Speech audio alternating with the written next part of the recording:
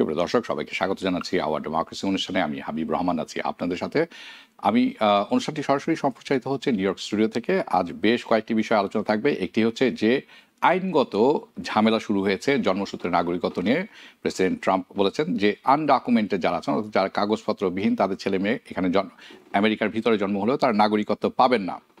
এটি নিয়ে বেশ কিছুদিন ধরে ব্যাক অ্যান্ড ফোর্থ চলছে। এখন নতুন একটি ক্লাস অ্যাকশন লসুট ফাইল করা হয়েছে, সেটি হচ্ছে জুলাই 10 তারিখে 2025 সালে। এটি করেছে নিউ হ্যাম্পশায়ার ফেডারেল ডিস্ট্রিক্ট জাজ, প্রিলিমিনারি ইনজাংশন। এবং যে এই জাজ হচ্ছেন জোসেফ লাফান্টে।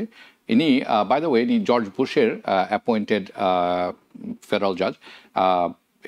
এ নিয়ে আমরা কথা বলবো সুপ্রিম কোর্ট এবং ফেডারেল কোর্ট ক্লাস অ্যাকশন। এর সাথে যে আলোচনা থাকবে সেটি হচ্ছে হোয়াট ইজ সেকেন্ড অ্যামেন্ডমেন্ট, দ্বিতীয় সংশোধনীটা কী জিনিস, সেটি আলোচনা থাকবে। এবং প্রেসিডেন্ট ট্রাম্প এটি কেন করছেন, রিজনিং কি, কারণ কি থাকতে পারে। ওকে, এখন এর সাথে নতুন নতুন ঘটনা, আজ যেরকম নতুন করে ঘোষণা করা হয়েছে, গতকালই করা হয়েছে যে নতুন করে ট্যারিফ অর্থাৎ শুল্ক কর বসানো হয়েছে। বিশেষত Brazil, Canada, south Korea, Japan, বাংলাদেশের অন্তর্ভুক্ত। বাংলাদেশের উপরে নতুন আগেরটি সরিয়ে নতুন করে 35% শুল্ক বসানো হয়েছে, যার কারণে বাংলাদেশে অনেকেই ব্যবসায়ী যারা আছেন রপ্তানি করে থাকেন আমেরিকার মার্কেটে, অত্যন্ত শঙ্কিত। বাংলাদেশের অর্থনীতির জন্য এটি কোনো রকম ভালো খবর নয়। তা নিয়ে বিস্তারিত আলোচনা থাকবে।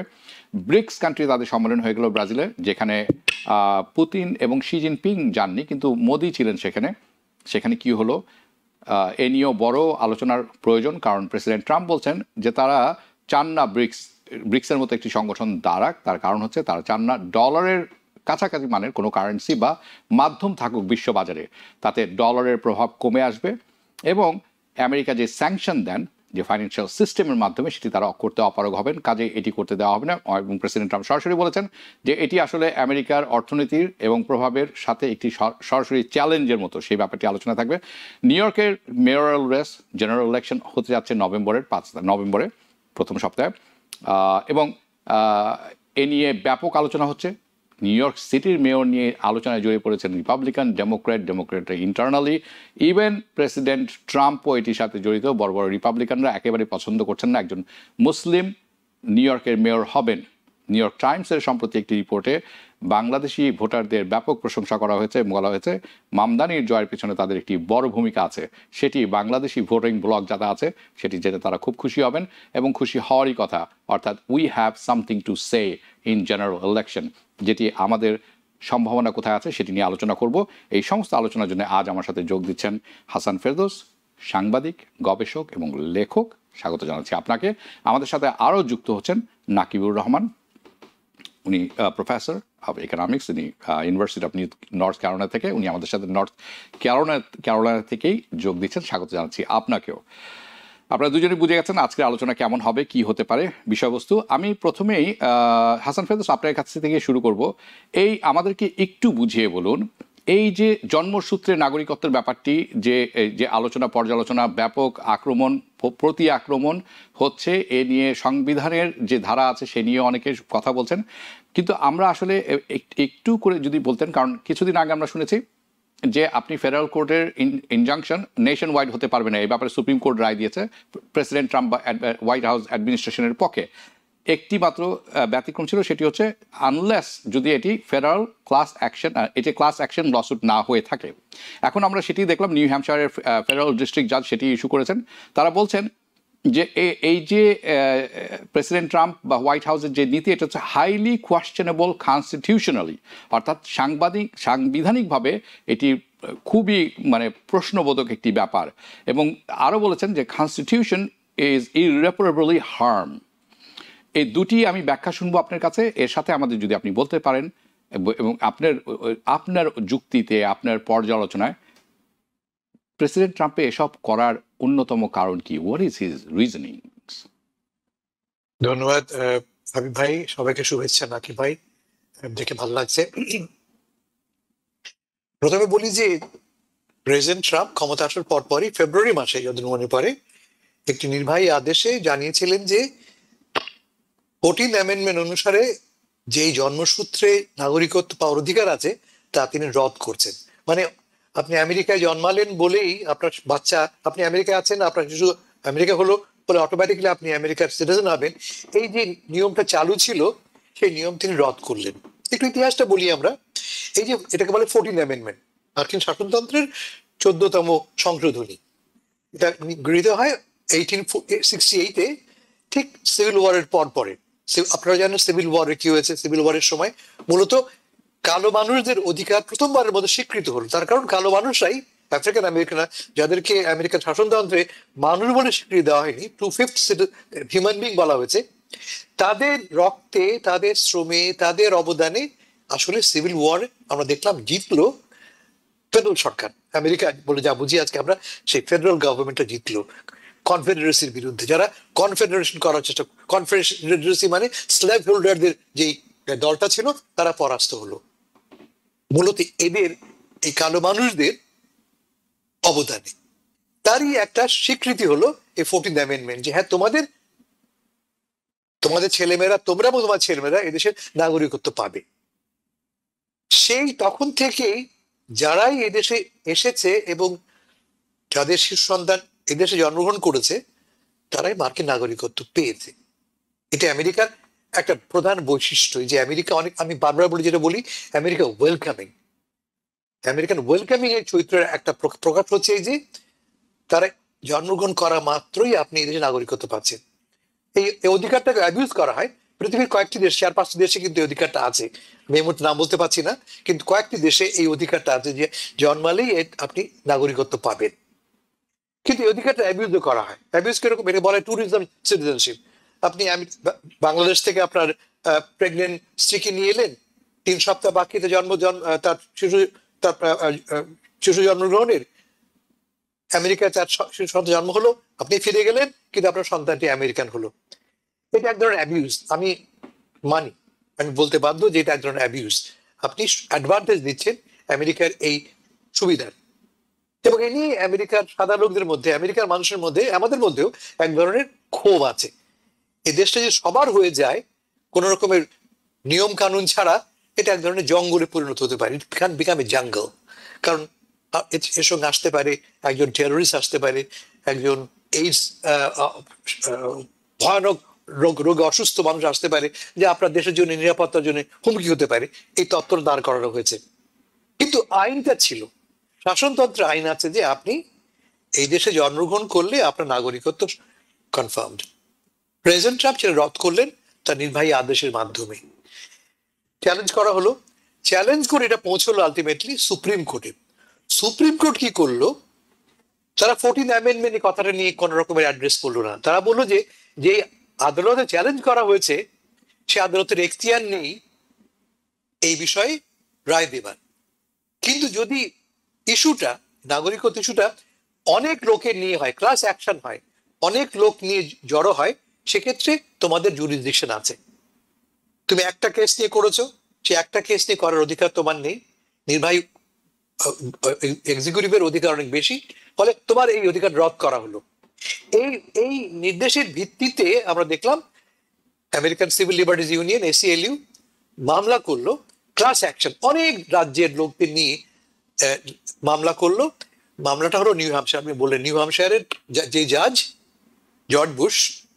জর্জ বুশ তারা অ্যাপয়েন্টেড একজন কনজারভেটিভ জাজ, তিনি বললেন যে যেই সিদ্ধান্ত নির্বাহী আদেশের মাধ্যমে নেওয়া হচ্ছে তা 14th অ্যামেন্ডমেন্টের শুধু বিরোধী না, নাগরিকত্ব অধিকারের ভয়ানক লঙ্ঘন।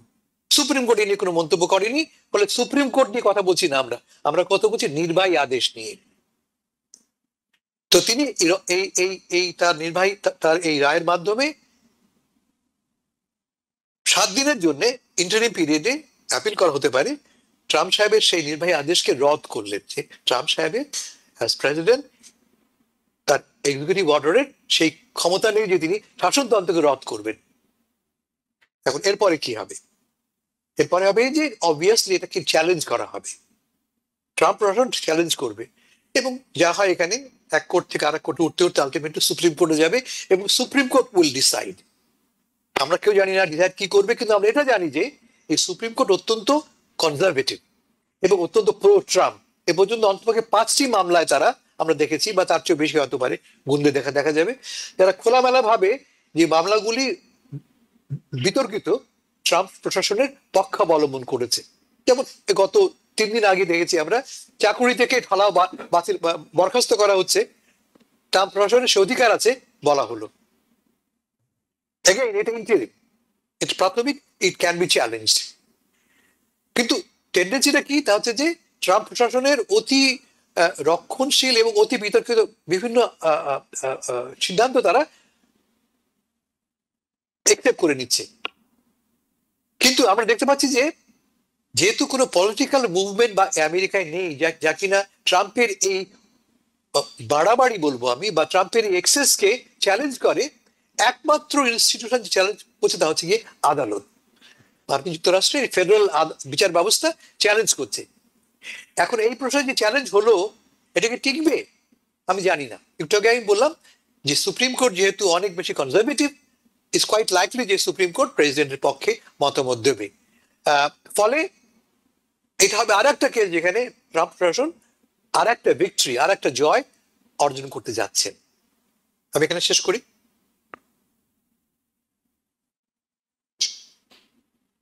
আমি শেষ করলাম এখানে, হাবিব ভাই। আপনি শেষ করবেন? হ্যাঁ বলুন, শেষ কথাটা। আমি শেষ করলাম এখানে, এইটুকু বলে শেষ করলাম যে আমি মনে করি আপনি বলছেন যে আরো একটি কথা বলে। না, আমি বলছি যে একটা কলিশনের মধ্যে পড়লাম, আমরা একটা সংঘর্ষের মধ্যে পড়লাম, কোর্ট, আদালত বনাম ট্রাম্প প্রশাসন।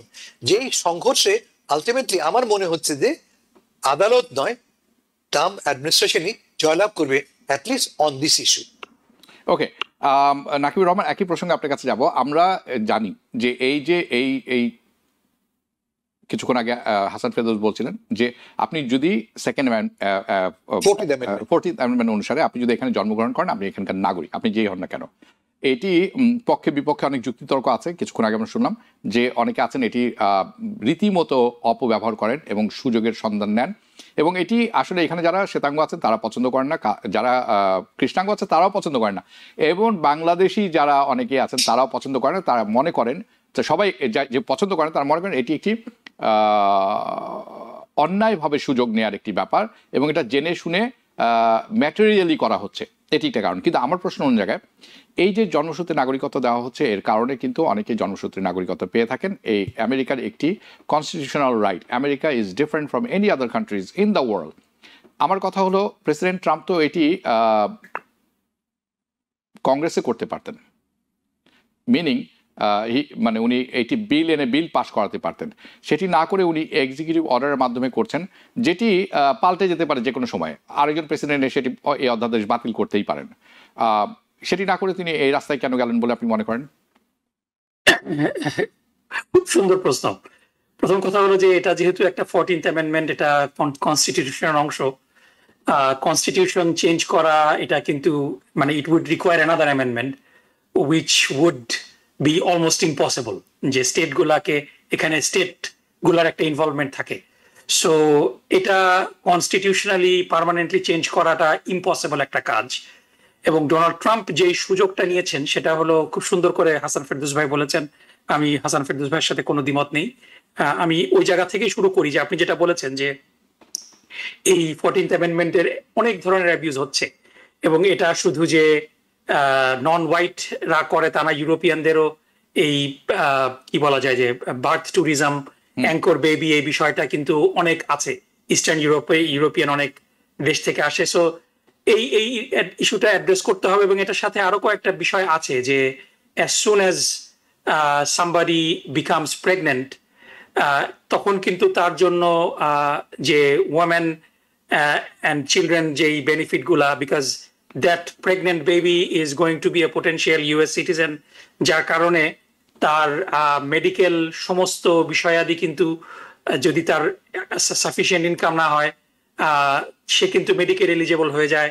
সো অনেক ধরনের বিষয় কিন্তু এখানে রয়েছে, সো ওইগুলাও কিন্তু আছে। সো কথা হলো যে কোনো গোষ্ঠী কিংবা কিছু ব্যক্তি, এবং চায়নাতে বিরাট বড় বার্থ ট্যুরিজম ইন্ডাস্ট্রি হয়ে গিয়েছিল, যে একেবারে প্রেগনেন্ট অবস্থায় এখানে এসে বাচ্চা জন্ম দিয়ে চলে যাবে। সো এই যে সিস্টেমের অ্যাবিউজটা, সেটা বন্ধ করার একটা উদ্যোগ ট্রাম্প সরকার নিতে পারত, কিন্তু সেটা না করে মাথায় ব্যথা, এজন্য আমাকে মাথা কেটে ফেলতে হবে, এটা তো কোনো ধরনের লজিক হতে পারে না।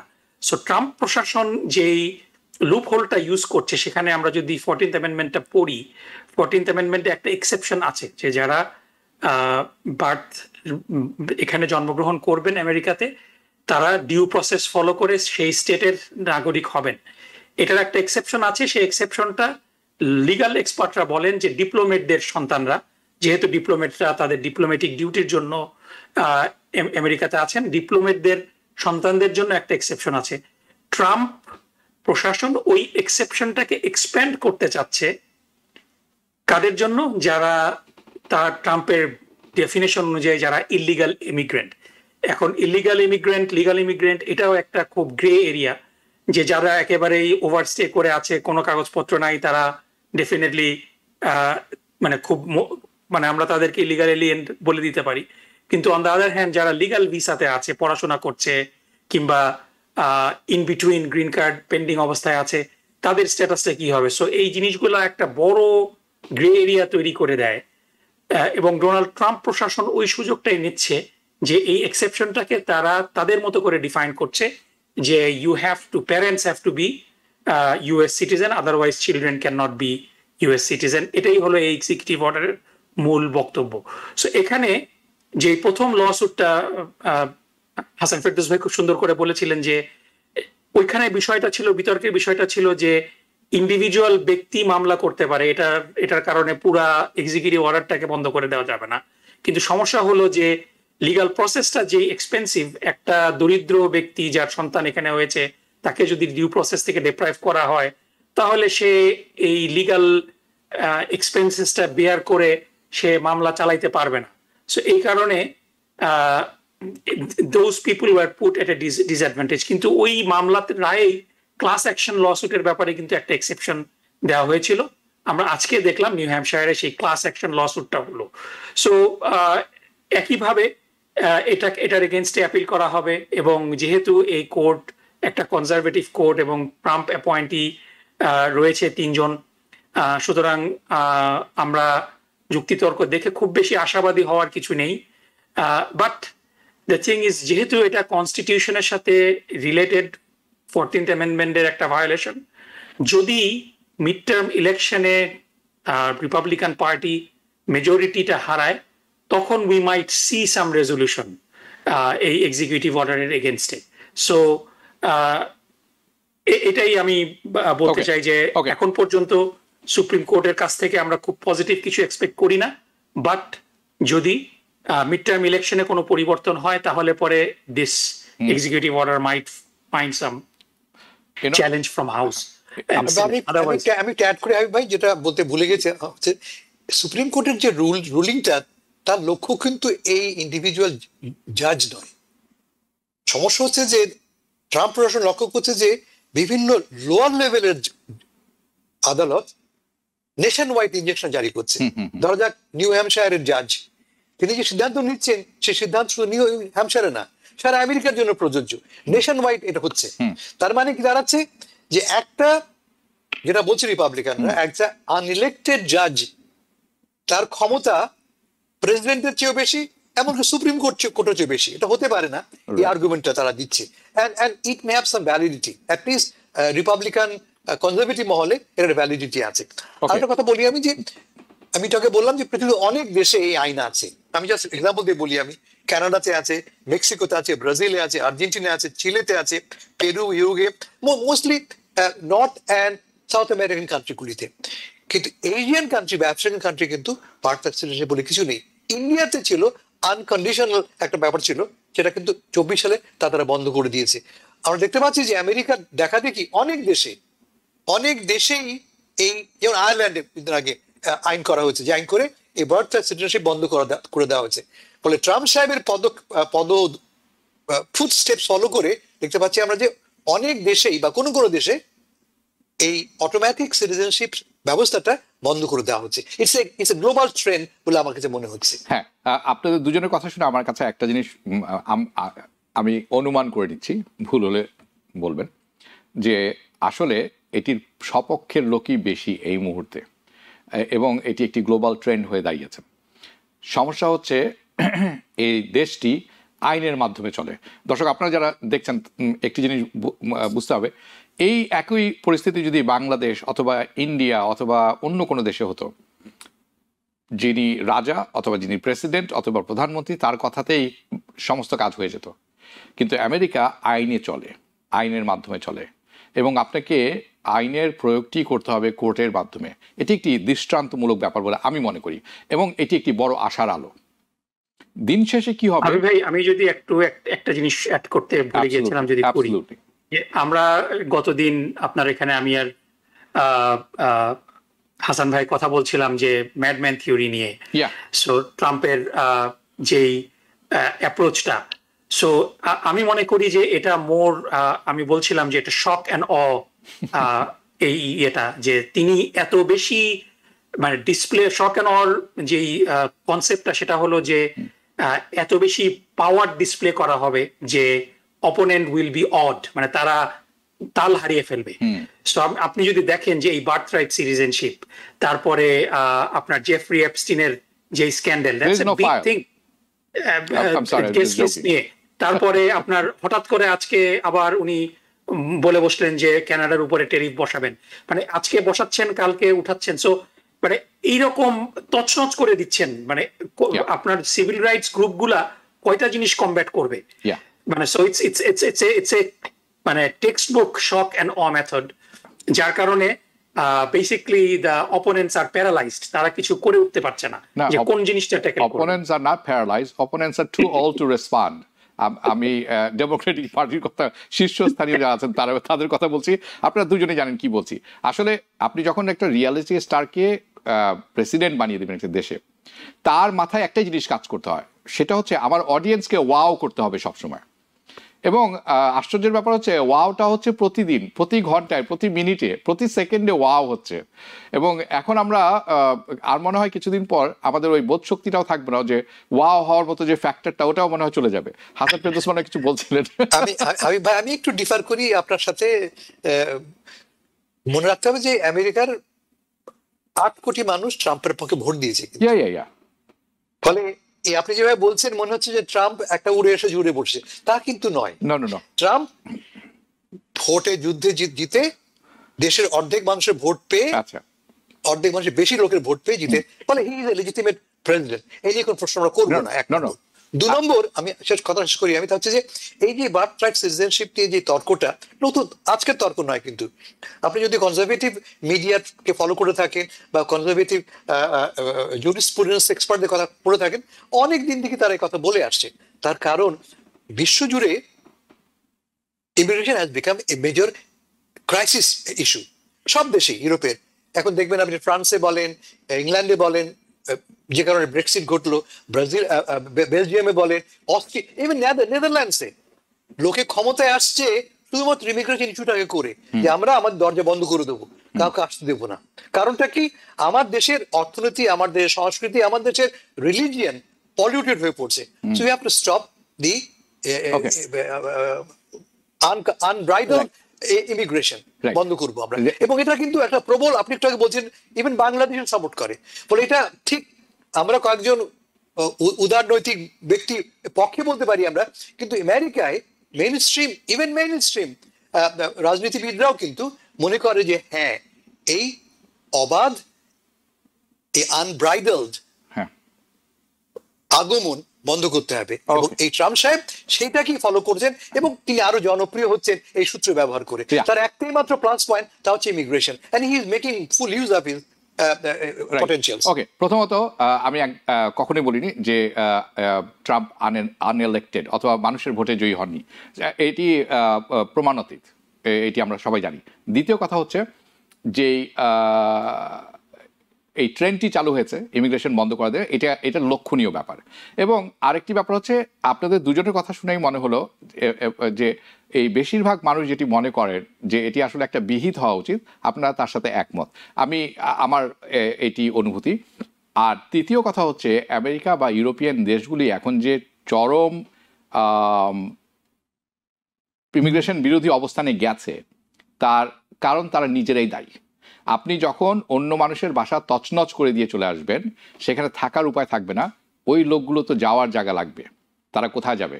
আমি বলছি সিরিয়ার কথা, জর্ডানের কথা, প্যালেস্টাইনের কথা, আমি বলছি লিবিয়ার কথা, বিভিন্ন দেশ, আপনি সাউথ আমেরিকার কথা, চিলি থেকে শুরু করে হন্ডুরাস, নিকারাগুয়া, পেনামা, আপনি সব কটা দেশ অস্থিতিশীল করে দিয়েছেন, ভেনেজুয়েলা।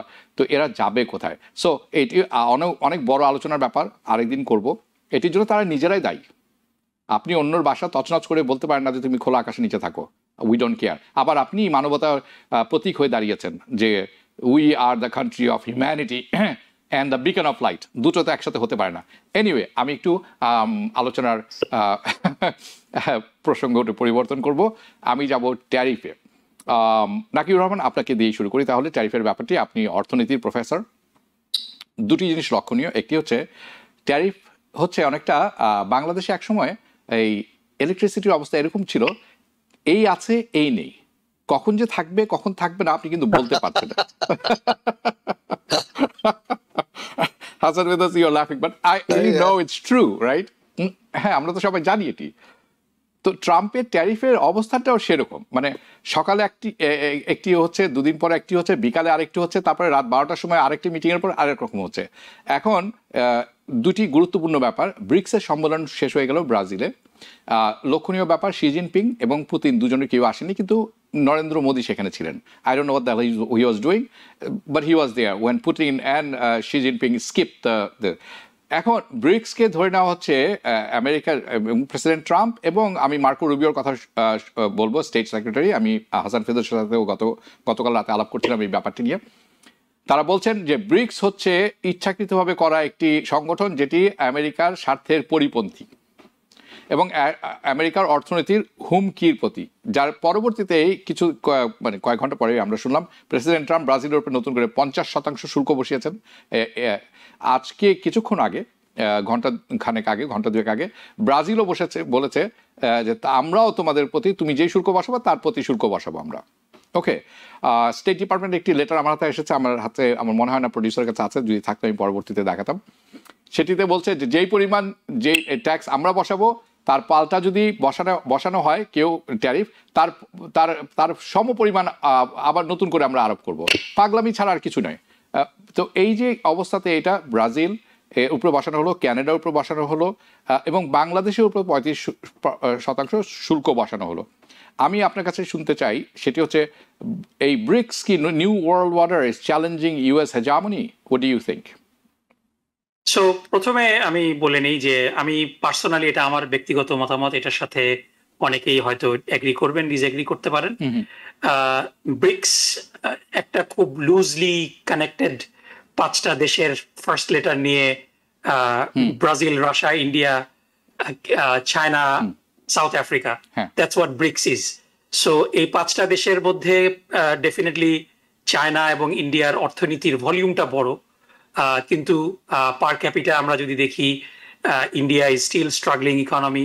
চায়না কিছুটা ইন্ডিপেন্ডেন্ট, চায়নার নিজস্ব কিছু বিষয় আছে, কিন্তু ব্রাজিল, সাউথ আফ্রিকা এবং রাশিয়ার ইকোনমির অবস্থা সে পর্যায়ে যায়নি।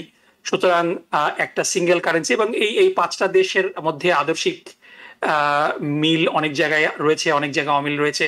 So it's a very loosely connected. It's not a cohesive unit that can threaten with a unique currency. So এইটার মধ্যে অনেকগুলো মাতব্বর আছে, China, Russia, who is going to be the leader। আর সবচেয়ে বড় কথা হলো যে পলিটিক্যাল ওপেননেস, এই যে লিবারেল ডেমোক্রেসি, এটা কিন্তু একটা হলমার্ক। আপনি ব্রিক্সের একটা অল্টারনেটিভ কারেন্সি হলো, আপনি কি $1 বিলিয়ন ইনভেস্ট রাশিয়াতে করে সেফ থাকবেন?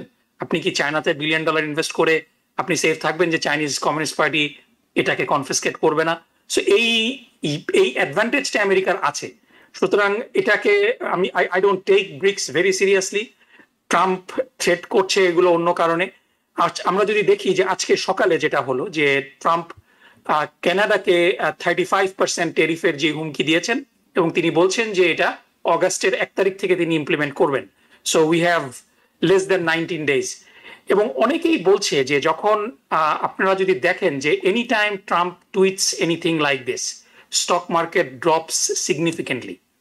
আবার 2 দিন পরে তিনি এই টেরিফ, পাল্টা টেরিফের নাটক শেষ হয়ে গেলে, আই ক্যান গ্যারান্টি ইউ যে কানাডার উপরে 35% ট্যারিফ আরোপিত হবে না, so then market will jump another, মানে যত ড্রপ করেছিল তার থেকে অনেক বেশি জাম্প করবে। সো অনেকেই বলছে যে this is a systematic manipulation of capital market and Trump is pretty much, মানে কি বলা যায় যে this is a vulgar display of ফ্রেগ্রেন্ট display of power, যে ট্রাম্প তার বন্ধুদেরকে ক্যাপিটাল মার্কেটে সুবিধা করে দিচ্ছেন, এবং তারা যদি ইনসাইডার ট্রেডিং এর ক্ষেত্রে দোষী সাব্যস্ত হন, ট্রাম্প তাদেরকে অ্যামনেস্টি দিয়ে চলে যাবে যাওয়ার আগে। So this is a very মানে এম্বারাসিং সিচুয়েশন। আমরা যদি দেখি, আপনি যেটা বললেন যে বিদ্যুতের কথা, যে এই আছে এই নাই, টেরিফের কথা, স্পেশালি ব্রাজিলের সাথে আবার যেটা শুরু হবে, চায়নার সাথে শুরু হয়েছিল, হি couldn't back it up, basically he gave up everything, কিন্তু তার বেসকে কিছুটা চাঙ্গা করার জন্য তিনি বলছেন। সো এখানে লুজার কারা হবে? এখানে Canada will get what they want, Trump will not get anything. Even ব্রাজিলেরও ইকোনমি বড়, they have lobbyist, they will get what they want, China will get what they want. Loser হবে বাংলাদেশের মতো দরিদ্র দেশগুলা, যেগুলা ট্রাম্পের ডিমান্ড মিট করার মতো পরিস্থিতিতে তারা হয়তো থাকবে না।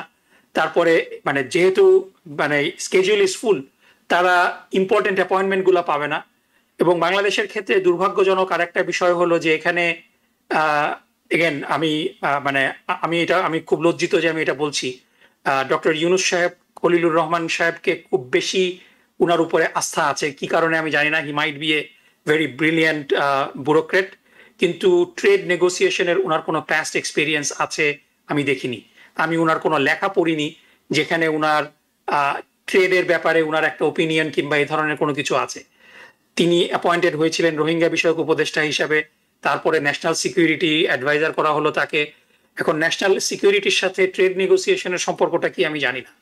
এবং বাংলাদেশে মূলত যেই সেক্টরটা সবচেয়ে বেশি এফেক্টেড, আমি আপনাকে এক্সাক্ট ডেটাটা যদি দেই, যে এই টেরিফের ফলে 35 or 37%, ইনিশিয়ালি 37% ছিল, সেখান থেকে 35% করা হয়েছে। এটা যদি বলবৎ থাকে তাহলে পরে বাংলাদেশের এক্সপোর্ট লস হবে 3.3 বিলিয়ন পার ইয়ার, এবং এটার কারণে একটা বিরাট বড় এমপ্লয়মেন্ট ফল আউট হবে। প্রায় 4 মিলিয়ন লোক রেডিমেড গার্মেন্টস ইন্ডাস্ট্রিতে চাকরি হারাবে, এবং একটা বিরাট বড় এফেক্ট পড়বে। So Bangladesh government should have taken this very seriously. আমাদের এই নেগোসিয়েশনের মধ্যে আমরা কিন্তু বাংলাদেশ গার্মেন্টস ম্যানুফ্যাকচার মানে বিজেএমইর কোনো লিডারদেরকে আমরা এই নেগোসিয়েশনের টেবিলে কিন্তু দেখছি না। বশির সাহেব আছেন, he is probably one of the better advisers right now, কিন্তু তার ট্রেডটা কিন্তু import not export.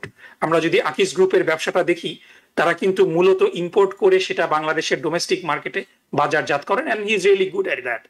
So import related নেগোসিয়েশনে he would probably be better, কিন্তু তাকেও কিন্তু এম্পাওয়ার করা হচ্ছে না। এম্পাওয়ার্ড ডেলিগেশনটা লিড করছেন খলিলুর রহমান সাহেব। সো এটা it's a very big red flag. এখন যেটা অনেকেই বলছিলেন আগে, যে ট্রাম্পের প্রায়োরিটি লিস্টে বাংলাদেশ কিন্তু পেকিং অর্ডারে অনেক নিচে। You have Canada, you have China, you have entire Europe, বড় বড় ইকোনমিগুলা কিন্তু তারাই ট্রাম্প প্রশাসনের গুরুত্বপূর্ণ ব্যক্তিদের সাথে অ্যাপয়েন্টমেন্ট পাচ্ছিল না। সো যখন ট্রাম্প ফার্স্ট রাউন্ডে টেরিফের ঘোষণাটা দিল, তখন অনেকগুলা দেশ কিন্তু ইউনিল্যাটারালি একতরফা ভাবে আমেরিকার পণ্যের উপর থেকে ট্যারিফ প্রত্যাহার করেছিল।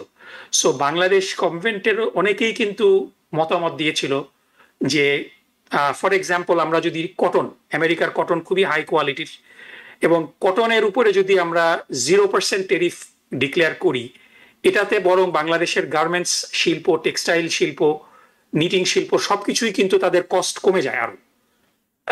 সো বাংলাদেশে টেরিফ, আমেরিকার টেরিফ থেকে কিন্তু রেভিনিউ খুব বেশি আসে না। সো বেসিক্যালি যে কস্টটা সেভিং হবে, এটাতে বরং গার্মেন্টস ম্যানুফ্যাকচারাররা তাদের কস্টটা কমিয়ে ফেলতে পারবে, এবং that would give Bangladesh a seat on the table, যে একতরফা ভাবে কোনো কিছু বলার আগে চলে আসে। তারপর এর বাইরে বিভিন্ন রিপাবলিকান স্টেটের থেকে বাংলাদেশ সয়াবিন ইম্পোর্ট করে, এটা আমেরিকা থেকে করতে পারে। সো বেশ কিছু জায়গা আছে যেখানে বাংলাদেশ টেরিফ একেবারে কমিয়ে ফেলতে পারে, 0% টেরিফ কমিয়ে নিতে পারে, এবং এটাতে বাংলাদেশের ইন্টারনাল রেভিনিউ যে ইনকাম এটা খুব একটা কম্প্রোমাইজড হতো না, এবং ইনফ্যাক্ট এটাতে বাংলাদেশের এক্সপোর্টকে এটা আরো এক্সপেডাইট করতে কস্ট কমে যেত। সো সেগুলা না করে আপনি যদি নেগোশিয়েট করতে যান এখন, ইউ ডোন্ট হ্যাভ টাইম। এবং এটাতে আলটিমেটলি বাংলাদেশের অর্থনীতি একটা বিরাট বড় হুমকির সম্মুখীন হলো। আমি এখনো আশা ছেড়ে দিচ্ছি না, আমি মনে করছি যে এখনো টাইম আছে, এবং আই থিঙ্ক যদি আমরা কিছু বিষয়ে ছাড় দিতে পারি, কারণ ট্রাম্প যেটা বলছে এটা মানে আই ডোন্ট লাইক ইট, কিন্তু আপনি একেবারে মানে যে খুব বেশি আনরিজনেবল বিষয়টা এটাও কিন্তু আপনি বলতে পারবেন। কারণটা হলো যে আপনি আমার উপরে 75%, আমার গাড়ির উপরে 200-300% টেরিফ দিবেন, এবং আপনি আমার কাছে দাবি করবেন 0% টেরিফ দিতে হবে।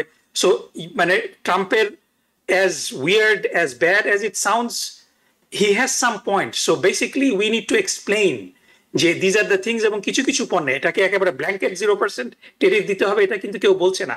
সো এই জায়গাগুলোতে প্রিএমটিভ কাজ করার একটা বেনিফিট আছে। when you are dealing with some sort of, এগুলা ডোনাল্ড ট্রাম্প যে কারোর সাথে পরামর্শ করে করছে তা না, এটা কিন্তু অনেকটা অটোক্রেটিক সিদ্ধান্ত। So when you are dealing with an autocrat, you have to give them something to celebrate. এই সুযোগটা বাংলাদেশ গভর্নমেন্টের দেওয়া উচিত ছিল, কিছু কিছু পণ্যের উপরে টেরিফ একেবারে কমিয়ে দিয়ে 0% নিয়ে আসা। That would have given us a better negotiation brownie point. ওকে, আপনি যেটি বলছেন যেটি হচ্ছে ট্যারিফের, আসছি হাসান ফেরদৌস আপনার কাছে, ট্যারিফের এই কারণ ট্রাম্প প্রশাসনের পাগলামি যেমনটি, সেরকম ভাবে বাংলাদেশ সরকারের ব্যর্থতা, এই দুইটি আপনি পয়েন্ট আউট করেছেন। আমি ঠিক ব্যর্থতাটা বলবো ওইভাবে বলবো না, আলাপ আলোচনায় সফল হতে না পারে, এবং সঠিক যোগ্য লোককে সঠিক জায়গায় এই আলোচনায় না পাঠানো, যে এই তিনটি ব্যাপারই আপনি বলেছেন। বাংলাদেশের ব্যাপার যখন আপনি বলছেন আমদানির ক্ষেত্রে, বাংলাদেশে আমদানিকারক যারা আছেন, যারা শুনছেন, সবাইকে উদ্দেশ্য করে বলছি, এরা তো লুটেরা, এরা সিন্ডিকেট। আপনি যান, হাসান ফেরদৌস যান, বা আমি হাবিবুর রহমান যাই, কোনো কিছু ইম্পোর্ট করি, আমি পারবো না তো, আমাকে করতে দেওয়া হবে না। এই যে সিন্ডিকেট যারা, এই সয়াবিন আমদানিকারক আছেন, রাইস আমদানিকারক আছেন, পেঁয়াজ আমদানিকারক, এদের মতো লুটেরা তো আর নেই, কোনো দেশে নেই। বাংলাদেশ একটা ইউনিক দেশ। আমরা ইন্ডিয়া একটা রোগ স্টেট। আপনি সময় থাকলে আরো একটু বলতাম, যদি আপনি ব্রিক্সের কথা বলছেন, যদি ব্রিক্স ফেল করে তার অন্যতম কারণ হবে ইন্ডিয়া একটি ব্যাপার। India is a rogue state, it's a client state for this, number one. আর হাসান ফেরদৌস, আপনি কিছু বলতে চাচ্ছেন? আপনি কি একমত পোষণ করেন কি নাকিবুর রহমানের সাথে? আরেকটা ব্যাপার হচ্ছে, এই সমাধানের তাহলে সমস্যাটা কি বলে আপনি মনে করেন? নাকিব ভাই বললেন যে এই বাংলাদেশ করতে পারতো, অফার করতে পারতো। অফার যে করেনি আমরা তাকে জানি? আমরা কি জানি বাংলাদেশ কি অফার করেছিল? কোন তথ্যের ভিত্তিতে আমরা এই সিদ্ধান্তে পৌঁছচ্ছি যে বাংলাদেশ অফার করেনি? যে সিদ্ধান্ত মার্কিন সরকার চিঠি পাঠিয়েছে, লেখা আছে নন ডিসক্লোজার, একটা ক্লজ দেওয়া হয়েছে, প্রকাশ করতে পারবে না কি আলোচনা হয়েছে। অথচ আমরা কিন্তু না জেনেই কথা বলছি। আমরা যতগুলো আমি টক শো শুনছি, পত্রিকায় রিপোর্ট পড়ছি, আমি সবাই মতামত দিচ্ছেন, তারা কিচ্ছু জানেন না আসলে কি ঘটেছে, কারণ প্রকাশ করাই যাবে না। শর্তই দেওয়া আছে যে নন ডিসক্লোজার একটা ক্লজ সেখানে দেওয়া আছে, 1 নম্বর। 2 নম্বর, ব্রিক্স এর প্রসঙ্গে নাকিব ভাই, ব্রিক্সের উজ্জ্বল ভবিষ্যৎ দেখেন না? আমি দেখি, আমিও দেখি। ব্রিক্সটা কি আসলে? ব্রিক্সটা হচ্ছে এতদিন মানে সেকেন্ড ওয়ার্ল্ড ওয়ারের পরপর মার্কিন যুক্তরাষ্ট্র যে বিশ্ব ব্যবস্থা গড়ে তুলেছে একক নেতৃত্বে ইউনিপোলার ওয়ার্ল্ডে, তার থেকে ভিন্ন একটা পথ খোঁজা। তার কারণটা কি?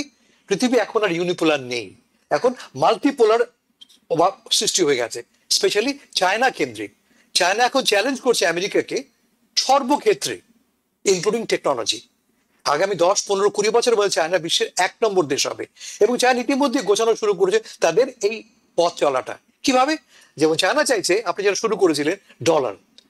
এতদিন পর্যন্ত ডলার পৃথিবীর, এখন পর্যন্ত পৃথিবীর 1 নম্বর কারেন্সি। চায়না বলছে যে না, একটা বিকল্প ভাবা যাক। এই যে একচেটিয়া রাজত্ব ডলারের, এটা আমার জন্য লাভজনক না। Why not yuan? ইউয়ান কেন হবে না আমাদের ট্রেডের মাধ্যম?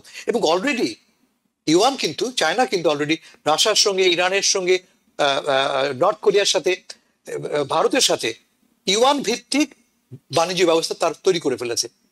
একথা ঠিক যে এখন পর্যন্ত বিশ্বের 50% ট্রেড তো হচ্ছে ডলার দিয়ে, কিন্তু এটা কিন্তু 88% থেকে ড্রপ করেছে 50%-এ।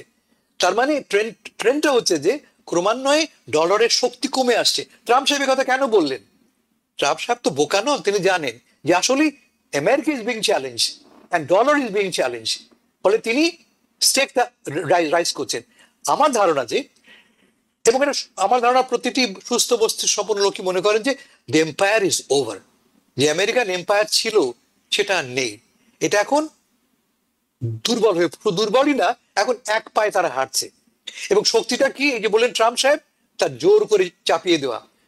একটু আগে আপনি বললেন ব্রাজিলের কথা, ব্রাজিল কি বলেছে? তুমি আমাকে 10% দেবে, আমিও 10% দেবো। ঠিক যেমন চায়না বলেছে আমাকে তুমি 15% দেবে, আমিও 15% দেবো। এখন আর ট্রাম্প সাহেবের কথায় পৃথিবী চলে না, তা আমরা বুঝে গেছি, তা পৃথিবীর লোক বুঝে গেছে, চায়না বুঝেছে, ব্রাজিল বুঝবে। মজা হচ্ছে যে এই অন ট্যারিফ, ব্রাজিল আর লক্ষ্য করে দেখবেন যে যেই অতিরিক্ত শুল্ক আরোপ করা হচ্ছে কি যুক্তিতে? বলসোনারো, যার বলসোনারোর প্রাক্তন প্রেসিডেন্ট, যিনি একটা কু করার চেষ্টা করেছিলেন এবং এখন তিনি বিচারের সম্মুখীন, তিনি নাকি আনফেয়ার ট্রিটমেন্ট পাচ্ছেন ব্রাজিল সরকারের কাছ থেকে। ব্রাজিল সরকারের নিজস্ব বিচার ব্যবস্থা আছে। তুমি আমেরিকায় বসে ট্রাম্প সাহেব বলছো ব্রাজিলকে ওকে ছেড়ে দিতে হবে, ইউ ক্যান ডু দ্যাট। অথবা যেমন তিনি যেমন বলেছেন নেতানিয়াহুকে, নেতানিয়াহু কিন্তু মামলায় ফেসে আছে, দুটো বড় মামলা, উনি বলছেন তাকে ছেড়ে দিতে হবে। এটা আমার ন্যাশনাল আইন আছে ভাই, আমার আইনটা তোমার মতো চলে না। ট্রাম্প সাহেব খুব শিগগিরই আবিষ্কার করবেন যে তার সিদ্ধান্তে, তার মতে তিনি ইচ্ছা করলেন অমনি তা ঘটবে, তা কিন্তু নয়। ফলে এবং ব্রাজিলের মতো দেশ বা চায়নার মতো দেশ চ্যালেঞ্জ করছে এবং চ্যালেঞ্জ করবে মার্কিন যুক্তরাষ্ট্রের এই পুরনো একাধিপত্য নিয়ে। ওকে, এই আমি যদি একটু 1 মিনিটে ভাই, আমি আপনার আমেরিকার মোরাল যেই লিডারশিপটা সেটা পৃথিবীতে ডিমিনিশিং হচ্ছে এবং ট্রাম্পের কারণে হচ্ছে, এই ব্যাপারে একমত। আমি যে ব্যাপারে ব্রিক্সের ভবিষ্যৎটা উজ্জ্বল দেখি না, এটা হলো যে অফকোর্স ওয়ার্ল্ড ইজ, মানে আমেরিকার সুপ্রিমেসিটা অনেক দিন ধরে এই মোরাল লিডারশিপ গাজা কেন্দ্রিক, it's compromised, no doubt about that. কিন্তু সমস্যাটা হলো যে between China and Russia, who is going to be the leader? There will be a conflict between these two. So এই জন্যই আমি বলছি যে মানে although everybody is looking for an alternative, but who is going to be the alternative quote unquote king? There lies the fragility. আর আরেকটা কথা যেটা বলছি যে হ্যাঁ, ডেফিনেটলি নেগোসিয়েশনটা নন ডিসক্লোজড, ইট ক্যানট বি ডিসক্লোজড, কিন্তু আমি যেটা বলছিলাম যে ইভেন নেগোসিয়েশনের আগে ইউনিল্যাটারাল একটা টেরিফ উইথড্রল ডিক্লারেশন যদি বাংলাদেশ গভর্নমেন্ট করতো, that would definitely get the attention of Trump administration. সেটা তো অবভিয়াসলি করা হয়নি, এটা করা হলে তো আমরা জানতাম। So that's what I wanted to say, for certain আমরা জানি যে এটা করা হয়নি। সো বিষয়টা হলো যে আমরা কি করব, it's a good proposal and it might work, কিন্তু আমি যদি অলরেডি ইউনিল্যাটারালি আমরা আমেরিকা কটনের উপরে ট্যারিফ 0% করে দেওয়ার একটা ডিক্লারেশন আসতো, that would have been better. So I wanted to say that. Mississippi, Alabama, this is what comes to my mind when I hear cotton, and when it comes to my mind cotton, slavery, soybean, and the black people. So trust me. আমেরিকার একচ্ছত্র অধিপত্য এবং তার abusive power with the dollar আজকে পৃথিবীকে এমন একটি জায়গায় নিয়ে এসেছে। ব্রিক্স হচ্ছে তার একটি অল্টারনেটিভ। আপনি বলেছেন চায়না রাশিয়া এটা করতে বাধ্য তাদের নিজের স্বার্থে। আপনি যে কোনো দেশকে পঙ্গু করে দিতে পারেন ডলারের স্যাংশন বসিয়ে, এবং আমেরিকা ব্রেটন উড কনফারেন্সের পরে এই সৌদিকে বা মিডল ইস্টের দেশকে বললো তোমরা যতই করো আমার ডলার ইউজ করে ডলারে কেন ডলার বেচো, এবং প্রতিটা দেশকে তারা বললো এটাই, যার ফলে ডলারের চাহিদা বেড়ে গেল রাতারাতি, because everybody has to use dollar now, কারণ ট্রেড হচ্ছে ডলারে। এখন ব্রিক্স হচ্ছে তার একটি পাল্টা ব্যবস্থা, তার কারণ এই দেশগুলো নিজেদের স্বার্থ সংরক্ষণ করতে চায়, বাঁচতে চায়। আমেরিকা যে কোনো দেশকে জাস্ট বাই 2 ওয়েপেন, একটি হচ্ছে স্যাংশন, আরেকটি হচ্ছে তাদের মারণাস্ত্র, সামরিক পাওয়ার দিয়ে যে কোনো সময় শেষ করে দিতে পারে, এবং কারেন্সি, যে কোনো কারেন্সিকে তারা ধূলিসাৎ করে দিতে পারে। বিকজ এই একটি কারণে ব্রিক্সের মতো একটি সংগঠন খুব জরুরি আমাদের সবার জন্য। আমি প্রসঙ্গ পরিবর্তন করব, নিউ ইয়র্কে আসবো। হাসান ফেরদৌস, নিউ ইয়র্কে একটি বিপর্যয় ঘটে গেল from Republican point of view, from Islamophobic point of view. যারা আছেন এবং যারা ওল্ড রক্ষণ গার্ড আছেন ডেমোক্রেটিক পার্টি, তাদের জন্য একটি বিপর্যয়। কারণ মামদানি জয়ী হয়েছেন। মামদানি জয়ের পিছনে একটি, আপনি আমার সাথে শেয়ার করেছেন, আমি দেখিনি ইতিপূর্বে, গতকালই পড়লাম আমি, নিউ ইয়র্ক টাইমসে একটা ব্যাপক রোল এসেছে এবং তার জয়ের পিছনে বলা হচ্ছে বাংলাদেশের একটি ব্যাপক রোল পালন করেছেন। এটি আপনি কিভাবে দেখেন এবং ইলেকশন নভেম্বরে যখন হবে তার সম্ভাবনা কতখানি বলে আপনি মনে করেন? আমি ভাই, এই রিপোর্টটাতে বাংলাদেশকে ফোকাস করা হয়েছে বটে, কিন্তু ওভারঅল ফোকাসটা হচ্ছে যে ইমিগ্রেন্ট কমিউনিটি কি পরিমাণ রোল প্লে করেছে। হ্যাঁ, সিগনিফিক্যান্ট রোল অবশ্যই বাংলাদেশ প্লে করেছে। ইনফ্যাক্ট বলা হচ্ছে যে বাংলাদেশের যে ভোটার লিস্ট আমাদের তালিকা আমাদের আছে, রোল আছে আমাদের, 50% লোক নাকি ভোট দিয়েছে। এটা মামদানির ক্যাম্পেইন থেকে বলা হচ্ছে যে which is unprecedented। আমরা 10, 15, 20 হ্যাঁ কখনো বেশি ভোট দিই না, 50%। আমি জানি না কোনো হ্যাঁ, এবং তা প্রাইমারিতে। এটা দিস ইজ কমপ্লিটলি আনপ্রেসিডেন্টেড। কিন্তু মজা হচ্ছে যে আপনি গতকাল আমাকে বলছিলেন যে আপনার ভাই, আপনার চাচা, আপনার বোন সবাই সদল বলে যে ভোট দিচ্ছে উৎসবের মতো।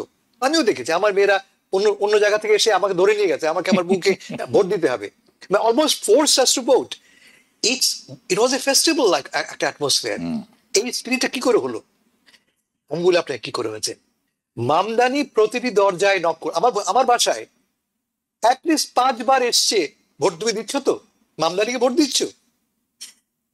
হিজাব পরা এক মেয়ে এসছে, তার সঙ্গে একটি হিসপ্যানিক ছেলে, একটি সাদা ছেলে ইউনিভার্সিটি পড়ে, তার সঙ্গে আরো 2টি মেয়ে। মানে বারবার তার এসে বলছে ভোট দিচ্ছ তো মামদানিকে, বারবার। এবং মামদানি নিজেও কিন্তু আপনি লক্ষ্য করেছেন ভোটের আগে তিনি পদযাত্রা করেছেন, একটি আমাদের কি বলে ইন্ডিয়ান স্টাইলে। প্রতিটি বড় তিনি হেঁটে হেঁটে হেঁটে হেঁটে হেঁটে গেছেন। এবং হাঁটা মানেটা কি, মিট করেছেন লক্ষ লক্ষ লোকের সাথে, যাকে দেখেন তাকে জড়িয়ে ধরেছেন। এই যে 1-to-1 contact, it made a big difference. আর কুমো কি করেছে, এই চার্চে গেছে, ওই মিটিং এ গেছে, দূরে থেকেছে মানুষ থেকে, মিট করেছে লিডারদেরকে, মিট করেছে কাছে তার কন্ট্রিবিউটরদের, ডোনারদের। এই তফাৎটা ইজ কোয়াইট অ্যাপারেন্ট। এটা একটা ব্যাপার। আর একটা ব্যাপারে আজকে আমি উপলব্ধি করলাম, তা হচ্ছে যে Mamdani is in many ways like Trump. আপনি বিশ্বাস করেন না, আমরা এই আজকে বলি ধরে এরকম যে ট্রাম্প হচ্ছে আপনার in your face like a person, আপনি তাকে পছন্দ করেন না কিন্তু ইগনোরও করতে পারেন না। মামদানি সেরকম লোক যে আপনার ইন ইউর ফেস আপনাকে বলছে এই দেখো অবস্থা আমার, এইটা কখনো শুনিনি আমি, নতুন তথ্য আমাকে দেওয়া হচ্ছে, but I can't challenge that. সত্যি তো নিউ ইয়র্ক শহর তো বসবাসের যোগ্য নয়, আর এটা অসম দুর্মূল্যের শহর হয়ে পড়েছে। এই শহরটাকে সহনীয় করতে হবে। সহনীয় করার পথটা কি? মামদানি একটা প্রেসক্রিপশন দিচ্ছেন এবং আমরা যারা এই দুর্মূল্যের শিকার তারা এটাকে ওয়েলকাম করছি। হবে কি হবে না পরের কথা। ট্রাম্প যখন বলেছিল যে তিনি 12 লক্ষ অভিবাসীকে এক্সপেল করবেন, আমরা বিশ্বাস করেছি? করিনি তো, কিন্তু বিশ্বাস করতে চেয়েছি যে ক্রিমিনালরা এই দেশ থেকে বেরোবে। একইভাবে নিউ ইয়র্ক শহরটা অনেক বেশি সহনীয় হবে আমাদের কাছে। এটা almost impossible, and yet we want it. এটা আমরা সবাই চাই যে বাড়ির ভাড়া কমুক, আমরা সবাই চাই যে চাইল্ড কেয়ারের দামটা কমুক বা সরকার আমাদের সাপোর্ট করুক, তাই না? আমরা চাই যে পুলিশ আমাদেরকে দেখেই কালো দেখেই আক্রমণ করবে না, পুলিশ আমাদের সঙ্গে ভালো ব্যবহার করুক। মামদানি আমাদেরকে এই বোধগুলি দিয়েছে। আমি এক জায়গায় লিখেছি মামদানি স্বপ্ন বিক্রি করেছে। ইয়েস, স্বপ্ন। আর স্বপ্নটা কি? যে এই শহরটা আমার জন্য অধিক সহনীয় হবে। এটা খারাপ স্বপ্ন তো নয়, ভালো স্বপ্ন একটা। ঠিক আছে, কিন্তু ড্রিমের যখন কথা বলছেন, আমরা সবাই জানি বিখ্যাত একটি speech, I have a dream, right? দর্শক আপনারা দেখে নেবেন, just type I have a dream on Google, আপনারা পেয়ে যাবেন। ড্রিম অত্যন্ত জরুরি, অত্যন্ত গুরুত্বপূর্ণ। নাকিবুর রহমান, আপনার কাছে একটি শেষ প্রশ্ন করবো, আপনার কাছে 30 সেকেন্ড সময় থাকবে। So Bangladeshi vote matters now, what can we do with it? না, ডেফিনেটলি। ইন্টারেস্টিংলি যে নিউ ইয়র্কে এখন বাংলাদেশি কমিউনিটি হলো সবচেয়ে বড় মুসলিম এথনিক কমিউনিটি। সবচেয়ে বড় মুসলিম এথনিক কমিউনিটি নিউ ইয়র্ক সিটিতে হলো বাংলাদেশিরা। সো ইটস এ মানে এটা কিন্তু একটা বড় ভ্যালিডেশন। এবং হাসান ভাই যেটা বললেন যে হিস্টোরিক্যালি আমরা পলিটিক্স বিমুখ, বাংলাদেশে রাজনীতি ছাড়া এক কাপ চা শেষ করতে পারে না বাংলাদেশিরা, কিন্তু আমেরিকান পলিটিক্স নিয়ে কিন্তু বাংলাদেশিদের কোনো উৎসাহ ছিল না। হিস্টোরিক্যালি আমাদের ভোটিং পার্সেন্টেজ ওয়াজ 10%। সেটা 50% হয়েছে প্রাইমারিতে। when it comes in November, that percentage might rise up. So আমি 30 সেকেন্ডে একটা কথা, আমি একটা স্ট্যাটিস্টিক্স দিয়ে আমি শেষ করতে চাই। মাইকেল ব্লুমবার্গ 2009 সালে মেয়র প্রার্থী হিসাবে জয়লাভ করেছিলেন হলো 585,000 ভোট পেয়ে। আমরা যদি মামদানির শুধুমাত্র প্রাইমারি ভোটটা দেখি, মামদানি প্রাইমারিতে পেয়েছেন অলমোস্ট 450,000 এর কাছাকাছি ভোট। সুতরাং এটা আমরা যদি দেখি নিউ ইয়র্ক সিটি মেয়রাল রেসের প্রাইমারি, এরিক অ্যাডামস গত বছর 2021-এ প্রাইমারিতে 285,000 ভোট পেয়েছিলেন, মামদানি অলমোস্ট তার দ্বিগুণ ভোট পেয়েছেন প্রাইমারিতে। So Mamdani is something, Hasan ভাই যেটা বললেন যে somebody you can not ignore. Yes, you can try, definitely বড় সমস্ত, আজকে গতকালকেও দেখলাম যে নিউ ইয়র্ক সিটির বড় বড় ওয়াল স্ট্রিট ডোনাররা they pulled up a $20 million war chest, but don't forget Cuomo had a $69 million war chest against $20 million of Mamdani. So you can spend all your money, you can do whatever you want, but what you can never ignore is the energy, the grassroots volunteers. Very good. Mamdani had 40,000 volunteers that knocked on the door, and at the end of the day, people will speak. এই ব্যাপারটি আরো ব্যাপক আলোচনা করব আমরা ভবিষ্যতে। আপনারা দুজন থাকতে থাকতে একটি কথা আপনাদেরকে জানাচ্ছি, দর্শকদেরও জানাচ্ছি, আমি আশা করি শুল্কের ব্যাপারে বাংলাদেশ সঠিক পদক্ষেপ নিবে, সঠিক লোক নিয়োগ করবে এখানে, এবং এখান থেকে একটি কষ্টসাধ্য হলো ভালো ফলাফল নিয়ে আসতে হবে। তার জন্য দরকার এফিসিয়েন্সি। আপনারা সবাই জানেন ট্রাম্প খুশি হন কিসে? তার তোষামদি করলে, তার প্রশংসা করলে। কেউ যদি বলে আজকে তোমাকে খুব ভালো অরেঞ্জ লাগছে, he will be very happy. Trust me, you just have to know how to deliver this message. এটা খুব ইম্পর্টেন্ট একটি ব্যাপার। আরেকটি ব্যাপার হচ্ছে নভেম্বরে আমরা আশা করব এই ভোটিং ব্লকটি পুনরায় দেখা দিবে রাস্তায়, ভোটিং বাক্সে, এবং আমরা একজন নতুন মেয়র পাবো। আমি আশা করি আপনারা দুজনে আমার সাথে একমত হবেন। আপনারা দুজনেই ভালো থাকবেন, দর্শক আপনারাও ভালো থাকবেন। দেখা হবে পরবর্তী অনুষ্ঠানে। শুভরাত্রি। TBN 24 টেলিভিশন দেখতে আজই কল করুন 7187776556। লগ ইন করুন www.totalcablebd.com। নিউ ইয়র্ক থেকে সম্প্রচারিত TBN 24 টেলিভিশন বিশ্বজুড়ে বাঙালির কণ্ঠস্বর।